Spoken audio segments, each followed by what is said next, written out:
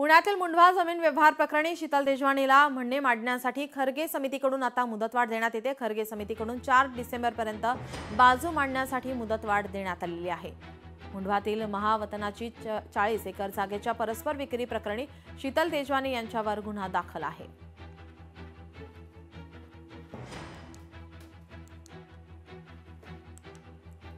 आपले प्रतिनिधी अमोल धर्माधिकारी आपल्यासोबत जोडलेले आहेत। अमोल, अमिडिया कंपनीकडून पुन्हा मुदतवाढीची मागणी करण्यात आली, काय संदर्भात अधिकची माहिती?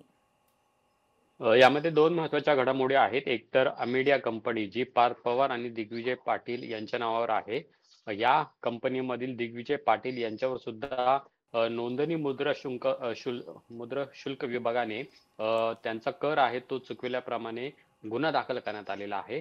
त्या संदर्भातली चौकशी करण्यासाठी बावधन पोलिसांनी याआधी सुद्धा त्यांच्या घरी तपास कार्य केलेलं होतं। तेजवानी यांच्या सुद्धा घरी तपास कार्य केलेलं होतं। त्याच्यानंतर दिग्विजय पाटील म्हणजे जे अमिडिया कंपनी आहे यांना त्यांचं म्हणणं मांडण्यासाठी मुद्रांक शुल्क विभागाने त्यांना नोटीस बजावलेली होती। मात्र त्या नोटिसीला उत्तर देत असताना त्यांच्या वकिलांकडून मुदत मागण्यात आलेली आहे आणि 15 दिवसांची मुदतवाढ द्या अशा पद्धतीचा अर्ज हा नोंदणी मुद्रांक शुल्क विभागाकडे काल देण्यात आलेला आहे आणि त्यानुसार आता जवळपास त्यांना 15 दिवसांची मुदतवाढ मिळेल अशी दाट शक्यता आहे।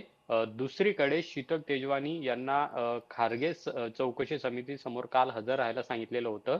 सलग दुसऱ्यांदा मात्र शीतल तेजवानी या तिथं हजर राहिलेल्या नाहीत। काल मुंबईत मंत्रालयामध्ये खरं तर या चौकशी समोर उपस्थित राहणं त्यांना गरजेचं होतं, मात्र त्या उपस्थित राहिलेल्या नाहीत। मात्र त्यांच्या वकिलांकडून या संदर्भातले जो अर्ज आहे तो सुद्धा देण्यात आलेला आहे। त्याच्यामध्ये 7 दिवसांची मुदतवाढ द्यावी अशा पद्धतीचा अर्ज हा देण्यात आलेला आहे। त्यानुसार 4 डिसेंबर पर्यंत ही मुदतवाढ खारगे चौकशी समितीने दिल्याची माहिती आहे आणि त्यामध्ये शीतल तेजवानी यांना त्यांची बाजू त्यांचं म्हणणं मांडण्यासाठी देण्यात आलेली आहे। याआधी 2 वेळा या संदर्भातली नोटीस बजावण्यात आलेली होती, पण शीतल तेजवानी या चौकशी समितीसमोर हजर राहिलेल्या नाहीयेत आणि त्यामुळे आता 4 डिसेंबर पर्यंत शीतल तेजवानी त्यांची बाजू खारगे चौकशी समितीसमोर कशा पद्धतीने मांडतात हे सुद्धा पाहणं महत्त्वाचं आहे। पण या संपूर्ण मुंढवा जमीन व्यवहार प्रकरणामध्ये आपण पाहिलं की सातत्याने ज्यांच्यावर गुन्हा दाखल झालेला आहे त्यांना अशा पद्धतीची मुदतवाढ दिली जाते आणि त्यामुळे खरंच त्यांना या संपूर्ण गुन्ह्यातून वाचवलं जात आहे का